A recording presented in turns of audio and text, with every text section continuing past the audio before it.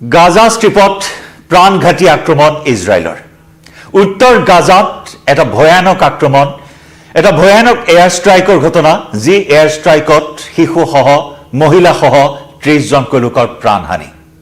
নমস্কাৰ প্ৰিয় দৰ্শক মই জয়ন্ত মাধৱ গোস্বামীয়ে আপোনাক স্বাগতম জনাইছো নিউজ 18 অসম নৰ্থ ইষ্টৰ ডিজিটেল লাইভলৈ যি সময়ত ইজৰাইলৰ প্ৰধানমন্ত্ৰী বেঞ্জামিন নেতান্যাহুৰ বাসভৱনত দুটাকৈ বোমা বিস্ফোৰণৰ ঘটনা সংঘটিত হৈছে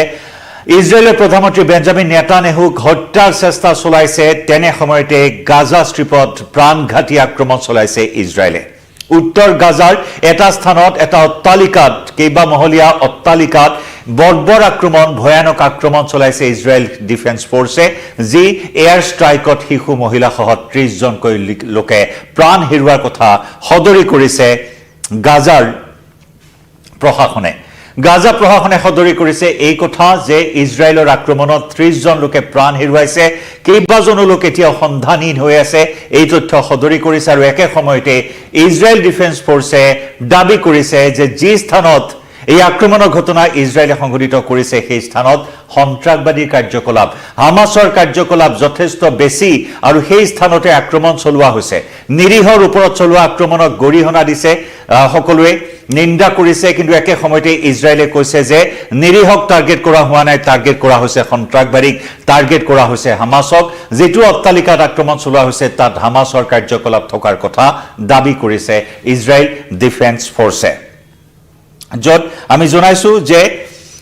কেইবাগৰাকী অসামৰিক লোকে উল্লেখ কৰিছে যে এটা ভয়ানক আক্ৰমণ সংঘটিত হৈছে দেওবাৰে পুৱাৰ ভাগতে এই ভয়ানক আক্ৰমণ সংঘটিত হয় বিশেষকৈ বেইট লাহিয়া উত্তৰ গাজাত থকা বেইট লাহিয়া নামৰ স্থানত এটা 5 মহলীয়া অট্টালিকাত এই আক্ৰমণ চলোৱা হৈছে আৰু 5 মহলীয়া অট্টালিকাত চলোৱা এই আক্ৰমণত বেইট লাহিয়াত চলোৱা এই আক্ৰমণত শিশু মহিলা সহ 30 জনে প্ৰাণ হেৰুৱাইছে কেইবাজনো লোক এতিয়াও সন্ধানহীন হৈ আছে আনহাতে ইয়াৰ পূৰ্বে এই একেটা স্থানতে আক্ৰমণ চলোৱা হৈছিল য'ত নেকি 26 জন লোকে প্ৰাণ হেৰুৱাইছিল আৰু দেওবাৰৰ এই ভয়ানক আক্ৰমণত 30 জনকৈ লোকে প্ৰাণ হেৰুৱা ঘটনাই উদ্বিগ্ন কৰি তুলিছে সাধাৰণ নাগৰিকসকলক কাৰণ সাধাৰণ নাগৰিকসকলৰ ওপৰত চৰম নিৰ্যাতন চলি আহিছে হামাস নিষেধ কৰাৰ নামত আৰু যাক লৈ হামাসে বিভিন্ন সময়ত ইজৰাইলক টাৰ্গেট কৰি লৈছে আনহাতে আন্তঃৰাষ্ট্ৰীয় সম্প্ৰদায়সমূহে ইজৰাইলক গৰিহণা দিছে ৰাষ্ট্ৰসংঘৰ পৰা আৰম্ভ কৰি মানৱ অধিকাৰ আয়োগলৈ সকলোৱে ইজৰাইলৰ এই আক্ৰমণক গৰিহণা দি আহিছে আৰু সমান্তৰালকৈ আমেৰিকাৰ প্ৰত্যক্ষ হস্তক্ষেপ থকাৰ কথাও সদৰি কৰিছে পেলেষ্টাইনৰ প্ৰশাসনে সদৰি কৰিছে যে আমেৰিকাৰ সামৰিক যি সমৰ্থন ইজৰাইলৰ প্ৰতি সেই সামৰিক সমৰ্থনত শক্তিপুষ্ট ইজৰাইলে এনেদৰে হামাসক নিষেধ কৰাৰ নামত নিৰীহৰ ওপৰত হত্যাযজ্ঞ চলাই যোৱাৰ কথা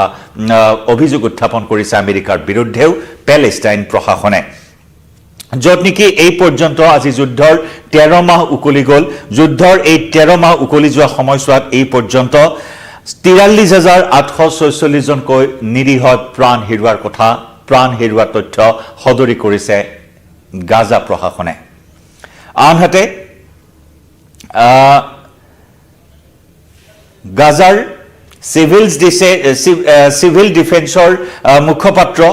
মোহাম্মদ বাছেলে উল্লেখ কৰিছে যে ইয়াৰ পূৰ্বে 26 জন লোকে প্ৰাণ হেৰুৱাইছিল 7 জনকৈ লোক আঘাতপ্ৰাপ্ত হৈছিল ইজৰাইলৰ আক্ৰমণত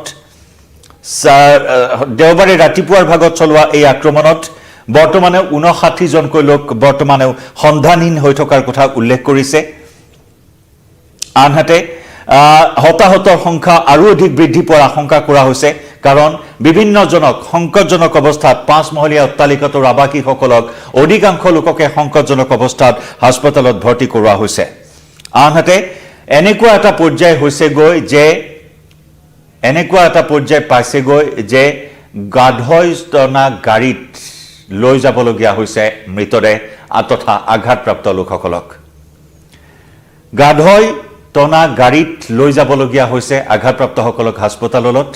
হাস্পতাললৈ এনেকুৱা এটা পৰ্যায় সৃষ্টি হৈছে য'ত নেকি হাস্পতালত নিয়াৰ বাবেও আনকি যান বাহনৰ অভাৱ সমগ্ৰ অঞ্চলটোতে আক্ৰমণৰ পিছত বিস্ফোৰণ সংঘটিত হোৱাৰ পিছত এনেকুৱা এটা ভয়ানক পৰিস্থিতিৰ সৃষ্টি হৈছে য'ত নেকি এনেকুৱা এতিয়া ঘোঁৰা গাড়ী গৰু গাড়ী গাধৈ টনা গাড়ীত মৃতদেহ বা আঘাতপ্ৰাপ্তসকলক লৈ যোৱাৰ কৰুণ দৃশ্য এতিয়া গাজা ষ্ট্ৰীপত দেখিবলৈ পোৱা হৈছে বিশেষকৈ উত্তৰ গাজাৰ এই আক্ৰমণৰ পিছতে এনেকুৱা বহু কৰুণ ছবি ছ'চিয়েল মিডিয়াত ভাইৰেল হৈছে আৰু এই ছবিসমূহে সকলোৰে চকু সেমেকাই তুলিছে কাৰণ নিৰীহৰ ওপৰত চলা এই অত্যাচাৰ নিৰীহক হত্যা কৰা হৈছে হামাছ নিষেধ কৰাৰ অভিযানৰ নামত নিৰীহক এনেদৰে অত্যাচাৰ কৰা হৈছে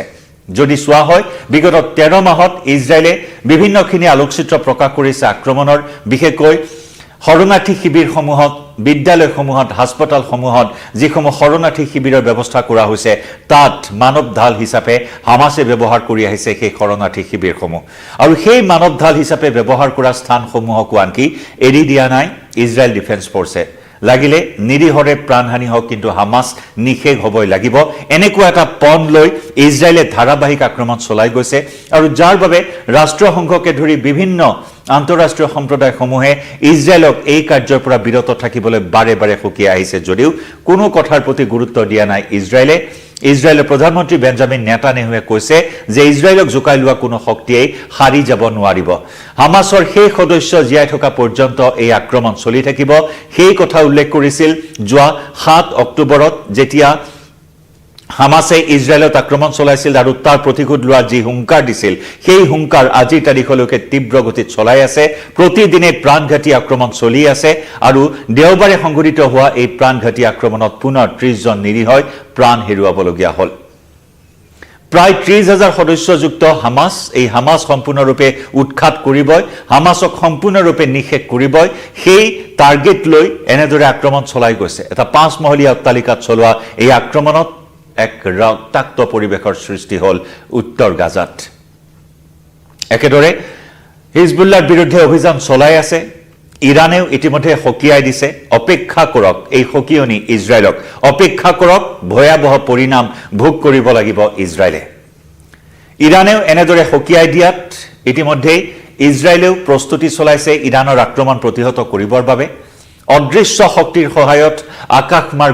আকাশমাৰ্গত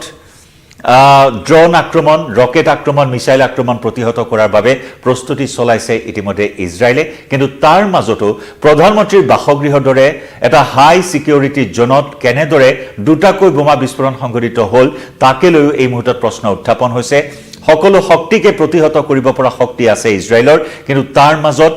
প্ৰধানমন্ত্ৰীৰ বাসগৃহলৈ টাৰ্গেট কৰিছে হিজবুল্লাহ আৰু হুথিয়ে ইয়াৰ পূৰ্বে আক্ৰমণ চলাইছিল প্ৰধানমন্ত্ৰীৰ বাসগৃহত হুথি বাহিনীয়ে ইজৰাইলৰ প্ৰধানমন্ত্ৰীৰ বিমানক টাৰ্গেট কৰি আক্ৰমণ চলাইছিল বাসগৃহক টাৰ্গেট কৰি ৰকেট নিক্ষেপ কৰিছিল ড্ৰোন আক্ৰমণ চলাইছিল কিন্তু আকৌ এবাৰ দুটাকৈ বিস্ফোৰণৰ ঘটনা সংঘটিত হয় বেঞ্জামিন নেতানেহুৰ বাসগৃহত কিন্তু সেই সময়ছোৱাত পৰিয়াল আৰু প্ৰধানমন্ত্ৰী বেঞ্জামিন নেতানেহু ঘৰত নাছিল যাৰ বাবে কথম্পি এক ভয়ানক বিপদৰ পৰা ৰক্ষা পৰে ইজৰাইলৰ প্ৰধানমন্ত্ৰীগৰাকী